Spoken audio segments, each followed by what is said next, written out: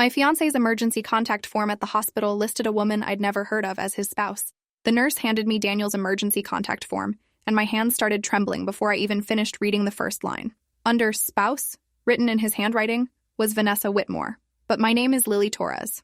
Below the name was a phone number and the word wife circled in blue ink. I read it 3 times, hoping the letters would rearrange themselves into something that made sense. Daniel and I had been together for 4 years. We were getting married in 6 weeks. I'd met his parents, his brother, his college roommate. Nobody had ever mentioned anyone named Vanessa Whitmore. The nurse stood beside me in the hallway, her expression caught between professional concern and personal discomfort. She explained the form was from 3 years ago when Daniel had minor surgery. Hospital policy required her to verify emergency contacts before discussing his condition. I looked through the small window into Daniel's room where he sat up in bed, scrolling through his phone like everything was normal. 20 minutes ago, he'd collapsed during our morning run, and I'd been terrified he was dying. Now, I was terrified of something else entirely. I asked the nurse if she was absolutely sure this was Daniel Frazier's file. She showed me his birth date, his address, his insurance information. Everything matched except one critical detail. I walked back into the room feeling disconnected from my body. Daniel looked up and smiled, asking if the doctor had said when he could leave. I held up the form and asked who Vanessa Whitmore was. The smile disappeared. His face went completely blank, frozen in an expression I'd never seen before. He set his phone down carefully and asked where I'd gotten that. I told him the nurse showed me his emergency contact information from his previous visit. Daniel stared at the form, then at me, then back at the form. The silence stretched so long the heart monitor's beeping became deafening. Finally, he said Vanessa was his ex-girlfriend from college. They'd dated for 2 years and broke up badly. He hadn't spoken to her in over 6 years. I sat in the chair beside his bed, my legs suddenly unable to hold me. I asked why his ex-girlfriend from college was listed as his wife on a hospital form from 3 years ago. 3 years ago, we were already living together. We were already talking about getting married. Daniel rubbed his face with both hands and said it was complicated. When he'd needed surgery, his parents were traveling overseas, and he'd panicked filling out the paperwork. He'd put down Vanessa's name because she was the first person he could think of. He'd written wife instead of ex-girlfriend because hospitals take spousal notifications more seriously. It was stupid, and he'd meant to correct it afterward but forgot. The explanation rolled off his tongue too easily, like he'd rehearsed it. I asked if he'd called Vanessa to tell her he'd used her as an emergency contact. He said no. The hospital never needed to reach her because the surgery went fine. I asked why he'd remember her phone number after 6 years of no contact. Daniel's jaw tightened. He said he didn't remember it. He'd looked it up in his old contacts. I asked to see his phone. Daniel picked it up and held it against his chest, saying he didn't think that was necessary. I told him if Vanessa was really just an ex from years ago, his phone would prove it. The heart monitor started beeping faster. A doctor knocked and entered, asking if everything was all right. Daniel said we were fine, just stressed. The doctor said they were keeping him overnight for observation and I should go home and rest. I stood up and told Daniel I'd come back tomorrow. He reached for my hand, but I stepped away. I could feel his eyes on my back as I walked out. In the parking lot, I sat in my car and stared at the hospital building. 4 years together. 4 years of trusting him completely. 4 years of building a life with someone who'd listed another woman as his wife on official documents. I drove home on autopilot, my mind spinning through every conversation, every explanation Daniel had ever given me about his past. When I got to our apartment, I walked straight to the bedroom and opened his closet. I'd never searched through his things before. That was about to change. His desk had one locked drawer I'd never questioned. I found a bobby pin in the bathroom and spent 15 minutes watching videos on picking simple locks. The mechanism finally clicked. Inside were folders organized by year. I pulled out the current year and found bank statements for an account I'd never seen before. Regular monthly transfers to V. Whitmore. $500, $800, $1,200, every single month for the past 3 years. But something else caught my eye. Transfers to Memorial Hospital. Large amounts. $20,000. $35,000. The payment descriptions all said the same thing. Patient account settlement. I pulled out more folders. More statements going back 5 years. The hospital payment started 4 years ago, right when Daniel and I met. Tens of thousands of dollars paid to Memorial Hospital over 4 years. I opened Daniel's laptop and found a secondary email account I'd never known existed. The inbox had messages from Memorial Hospital billing department. Subject lines about payment plans, about outstanding balances, about account settlements. I clicked one from 6 months ago. It thanked Daniel for his continued payments toward patient account 4472-VW. The email referenced ongoing care costs and long-term treatment plans. I searched for more emails about patient 4472-VW and found dozens going back years. One email from 3 years ago stopped me cold. It was from a Dr. Patricia Hensley at Memorial Hospital's neurology department. She was updating Daniel on Vanessa's condition after her most recent evaluation. The email mentioned minimal improvement and continued vegetative state. I read it again. Vegetative state. I searched through more emails, finding updates from different doctors, all about Vanessa Whitmore's medical condition: brain injury, coma, long-term care facility. I found an email from 4 years ago with the subject line accident report. Dr. Hensley had forwarded it to Daniel. It described a severe car accident. Vanessa Whitmore had been driving home from dinner when another car ran a red light and hit her driver's side door. Catastrophic head trauma. She'd been in a coma ever since. The accident happened 4 years ago, 1 week before I met Daniel at that work conference. I sat on the floor holding the laptop, trying to make sense of what I was reading. Vanessa wasn't an ex-girlfriend. She was Daniel's wife who'd been in a coma for 4 years. Daniel had been paying for her care at Memorial Hospital while living with me, while proposing to me, while planning our wedding. I searched deeper into his email. I found correspondence with a lawyer about Vanessa's medical power of attorney. Daniel had legal authority to make decisions about her care as her spouse.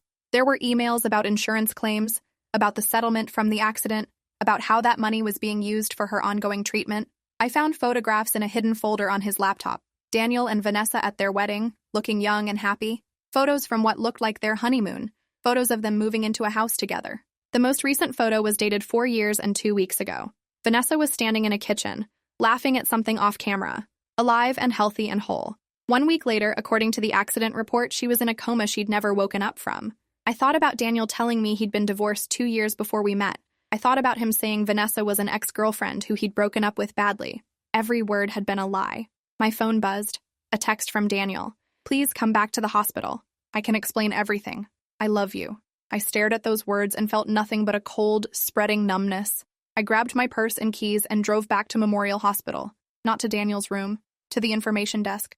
I asked about long-term care patients and whether there was a patient named Vanessa Whitmore currently in the facility. The woman at the desk typed into her computer and nodded. She said Vanessa was in the continuing care unit on the 6th floor. She asked if I was family. I said yes, without hesitation. She printed me a visitor badge. The 6th floor was quiet, the lighting dimmed for evening. A nurse at the station looked up when I approached. I said I was here to see Vanessa Whitmore. The nurse smiled kindly and said she'd just checked on Vanessa 20 minutes ago. She led me down a hallway to room 614. She pushed open the door and I stepped inside. The room was small but filled with personal touches. Photographs on the walls showing Vanessa at different stages of her life. Fresh flowers on the windowsill. A CD player on the table playing soft classical music. And in the bed, connected to various monitors and tubes, was Vanessa Whitmore. Her eyes were closed. Her breathing was assisted by a ventilator. Her face was peaceful but completely still. The nurse said Daniel visited every Thursday evening like clockwork. He'd bring new flowers, update the photographs, play different music. She said he was devoted, that Vanessa was lucky to have someone who cared so much after all these years. Most long-term coma patients got fewer visitors as time went on, but Daniel had never missed a week. I stood there looking at this woman I'd never met, this woman whose husband I'd been living with, planning to marry. I asked the nurse about Vanessa's prognosis. The nurse's expression turned sad. She said after 4 years with no improvement, the doctors didn't expect Vanessa to wake up. They'd been having conversations with Daniel about long-term options and quality of life decisions. I asked what that meant. The nurse hesitated, then said very gently that Daniel had been discussing whether to continue life support. He'd been meeting with ethics committees and doctors for the past 6 months, trying to make the decision. But it was complicated because Vanessa had no living will, no documented wishes about end-of-life care. Daniel was struggling with whether he had the right to make that choice for her. I felt sick. I asked when these meetings were happening. The nurse checked her notes and said the most recent one had been last month.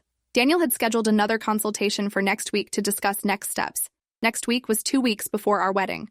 I left Vanessa's room and went straight to Daniel's. He was sitting up in bed, still looking at his phone. He looked up when I walked in, and his expression shifted from relief to fear when he saw my face. I asked him why he'd lied about Vanessa. Daniel's face crumpled. He set his phone down and said he'd wanted to tell me, so many times, but he didn't know how.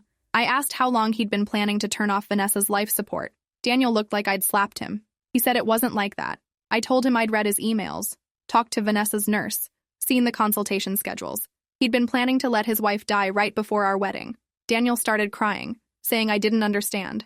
Vanessa had been in a coma for 4 years.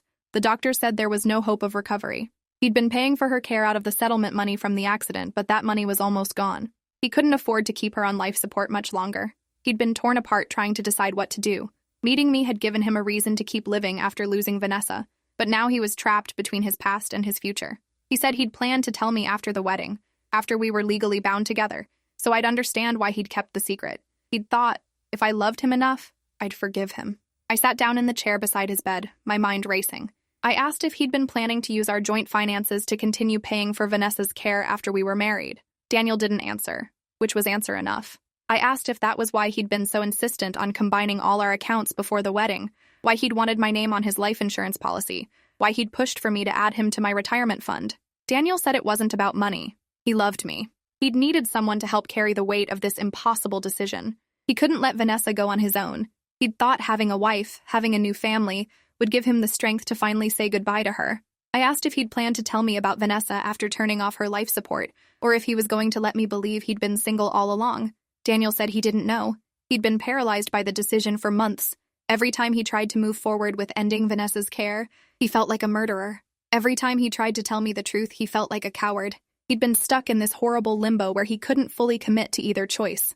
So he'd kept lying, kept paying Vanessa's bills, kept visiting her every Thursday while building a life with me the rest of the week. He'd thought somehow he could make it all work. I stood up and told Daniel I was leaving. He grabbed my hand and begged me not to go. He said he needed me, that he couldn't get through this without me, that I was the only good thing in his life. I pulled my hand away and told him I wasn't a tool for him to use to feel better about letting his wife die. I wasn't a distraction from his guilt. I wasn't a replacement for the life he'd lost. I was a person he'd lied to for 4 years, manipulated into loving him, and almost tricked into legally binding myself to his financial and emotional disaster. Daniel said he'd never meant to hurt me. I told him intent didn't matter. He'd hurt me anyway. I went home and called my best friend Ashley. I told her everything. She came over immediately and we stayed up all night going through Daniel's belongings, documenting everything I'd found. Ashley said I needed to tell someone about what Daniel was planning. She said it seemed suspicious that he'd been discussing ending Vanessa's life support right before our wedding, right before gaining access to my finances. She pointed out that Daniel had substantial life insurance policies. If Vanessa died, he'd receive money from her policy. If he married me and something happened to me, he'd receive money from mine too. She said it felt like Daniel was making financial calculations, not emotional decisions. I thought about the emails I'd seen about Vanessa's care costs. The settlement money from her accident was almost depleted. Daniel had been paying $40,000 annually for her care facility. That money was running out. Our wedding was in 6 weeks. I'd recently inherited money from my grandmother, money Daniel knew about because I'd told him I wanted to use it for our honeymoon, money that would legally become partially his once we were married. Ashley asked if I thought Daniel had planned any of this deliberately. I said I didn't know. Part of me believed he'd genuinely been trapped in an impossible situation. Part of me wondered if he'd seen me as a solution to his financial problems. The next morning, I called Memorial Hospital and asked to speak to the ethics committee overseeing Vanessa Whitmore's case. I was transferred to Dr. Patricia Hensley, the neurologist who'd been sending Daniel updates. I identified myself as Daniel's fiancé and said I had concerns about his decision-making process regarding his wife's care. Dr. Hensley was quiet for a moment, then asked me to come to the hospital for a meeting. She said it was important. I drove there immediately and met her in a small conference room on the 6th floor. Dr. Hensley was a woman in her 50s with kind eyes and a serious expression. She thanked me for calling and said she'd been worried about Daniel's state of mind during recent consultations. He'd seemed increasingly desperate about finances and had been asking questions about the timeline for ending life support that had concerned her. She'd noted in her files that Daniel appeared to be under extreme stress and possibly not making decisions in Vanessa's best interest. She'd been planning to request a psychological evaluation of Daniel before approving any changes to Vanessa's care plan, but she'd needed time to build a case for why that was necessary. My call had given her additional reason to pause the process. I told Dr. Hensley everything. About Daniel lying to me about Vanessa's existence. About him planning to marry me in 6 weeks without ever mentioning he was already married. About the financial records showing he'd been supporting Vanessa's care for 4 years while hiding it from me. About his recent inheritance I'd told him about. Dr. Hensley listened carefully and took notes. When I finished, she said very carefully that she couldn't discuss patient details, but she appreciated me bringing this information forward. She said the ethics committee would be reviewing Daniel's guardianship status over Vanessa and whether he should continue to have medical power of attorney. That afternoon, I went back to our apartment and packed my essential belongings. I couldn't stay there knowing what I knew. I couldn't look at Daniel anymore without wondering how much of our relationship had been real and how much had been strategic.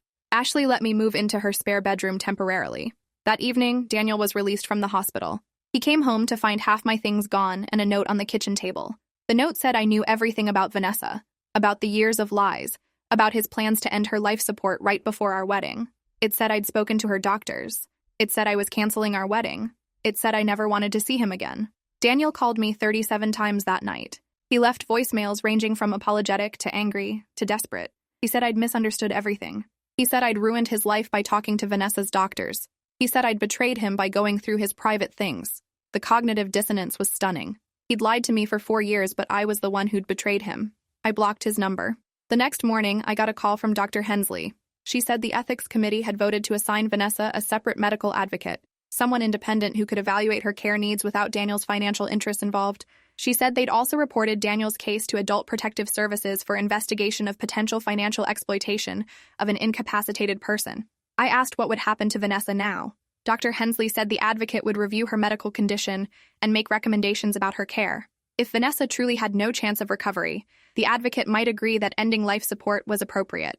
But that decision would be made based solely on Vanessa's medical condition and quality of life, not on anyone's financial situation or personal convenience.